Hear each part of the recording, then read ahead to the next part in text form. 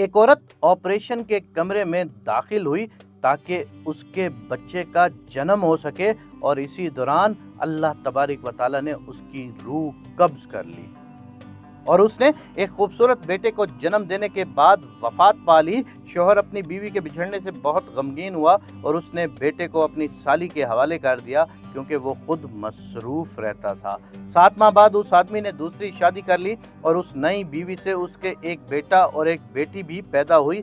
3 سال گزرنے کے بعد اس آدمی نے اپنے بیٹے کو خالہ کے گھر سے واپس بلا لیا تاکہ وہ اس کے ساتھ رہ سکے۔ بیوی نے اپنے بچوں کا خیال رکھا لیکن اس دوسرے بچے کا خیال نہ رکھا۔ اس نے اس کے ساتھ سختی برتی اور اس کو معاف نہ کیا۔ اکثر اوقات اس کو اکیلا کھانا دیا جاتا۔ ایک دن اس عورت نے اپنے خاندان کو رات کے کھانے پر مدعو کیا۔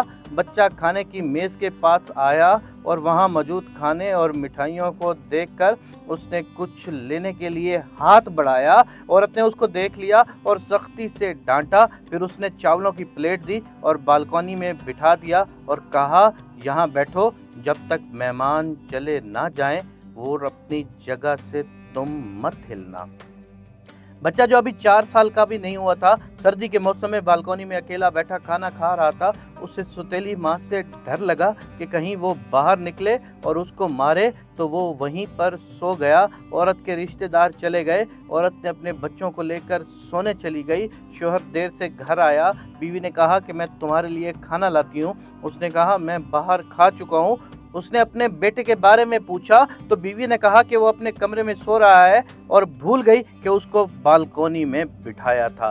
شوہر سو گیا۔ سوتے میں اس نے اپنی مرحوم بیوی کو خواب میں دیکھا جو کہہ رہی تھی اپنے بیٹے کا خیال رکھو۔ وہ آدمی گھبرا کر اٹھا اور بچے کے بارے میں پوچھا۔ بیوی نے کہا کہ وہ اپنے بستر پر ہے۔ وہ آدمی پھر سو گیا۔ پھر اسے اس کی مرحوم بیوی دوبارہ خواب میں ملی جو کہہ رہی تھی کہ اپنے بیٹے کا خیال رکھو۔ اس آدمی نے دوبارہ پوچھا۔ بیوی نے کہا آپ بات کا بتنگڑ بنا رہے ہیں، بچہ اپنے بستر پر سو رہا ہے، فکر نہ کریں۔ آدمی تیسری بار سویا۔ پھر اس نے اپنی مرحوم بیوی کو ایک مرتبہ پھر دیکھا جو کہہ رہی تھی اب تمہارا بیٹا میرے پاس آ گیا ہے۔